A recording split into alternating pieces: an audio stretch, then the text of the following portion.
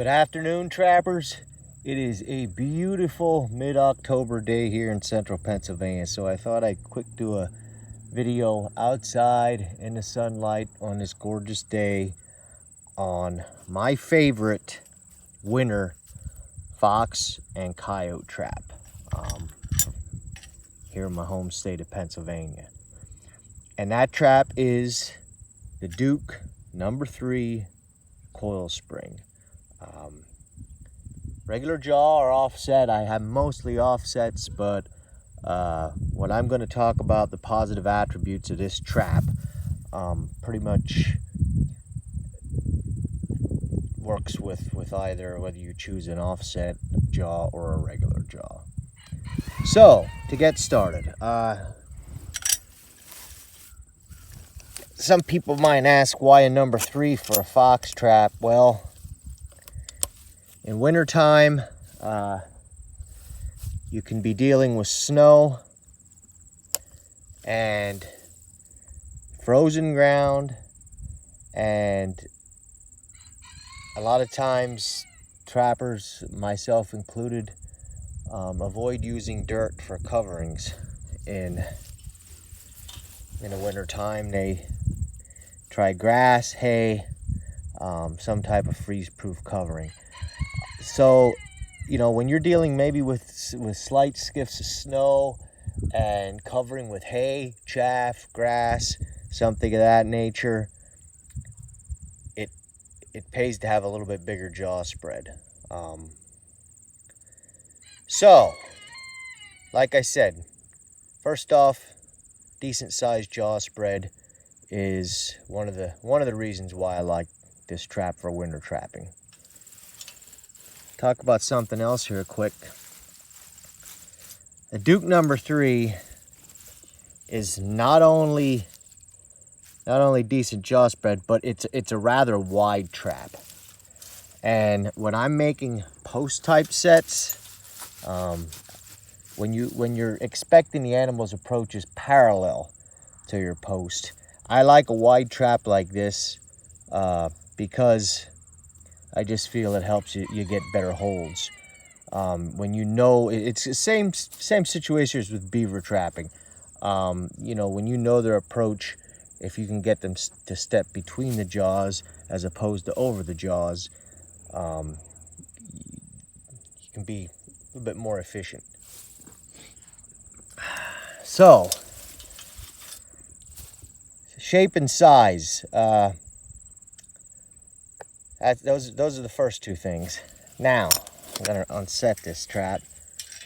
Next thing that makes a Duke #3 what I feel the ultimate winter trap, it's a flat base, which means you can set it flat on frozen ground. You could set this trap in a log set if you were making a crossing log set. That the flat base is important in my opinion for winter trapping, and it's side swiveled. If you watch one of my other videos, I explained why a round jaw trap can work side swiveled a little bit better than a square jaw trap. But like I said in that video, I like a square jaw trap center swiveled, but a round jaw trap works both ways.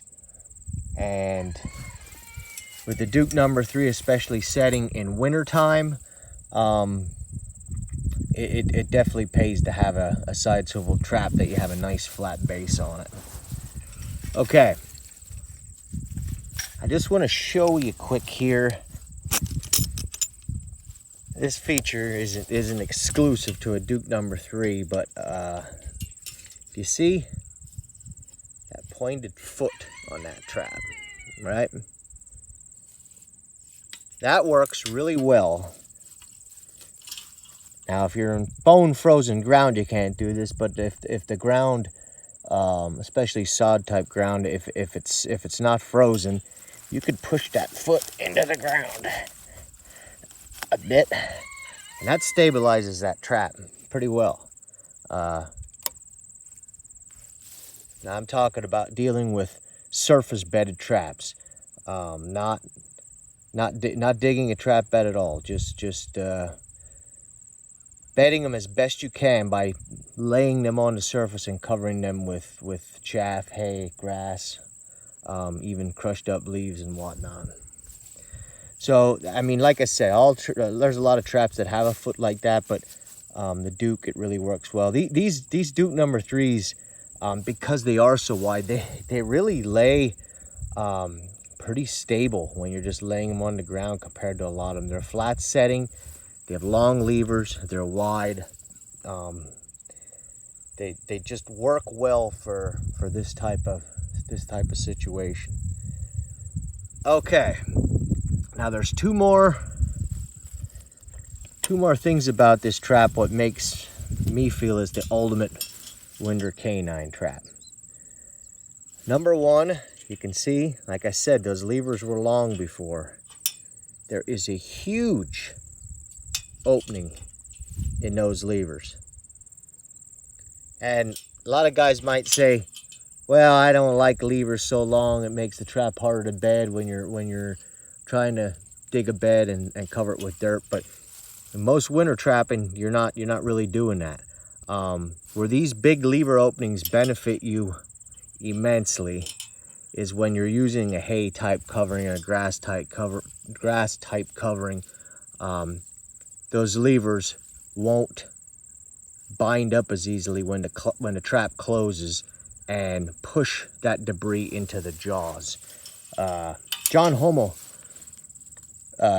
Pennsylvania trapper, central Pennsylvania trapper, really excellent canine man, all around good multi-species trapper too, but he used to use what he called bed sets, and it's a variation of the old chaff set in wintertime, and he used number 2 double long springs. And his reasoning for that was he believed coil springs through the covering into the jaws, whereas a long spring, when a long spring decompresses, it pushes the covering away from the jaws. And he's right on that. But these traps with the big lever openings do not do that as badly as some other coil spring models. Okay, and then lastly, which this is important, in my opinion, for any trap you're going to use, but when you're covering with hay, it's crucial, is a good debris gap. And these Dukes have a really generous debris gap in them. And back on the subject of number 3 for fox, I have caught lots and lots and lots of foxes in these traps, and in my opinion, they are not oversized for fox. They're a pretty darn good fox trap. So that's my take. I have everything out there that's available on the market today. If I was going to pick a winter trap, that would be surface bedded, covered with some type of debris like hay or chaff or grass. The Duke number 3 has all the attributes to really make it an efficient canine trap on a winter trap line. So till next time, guys, catch you later.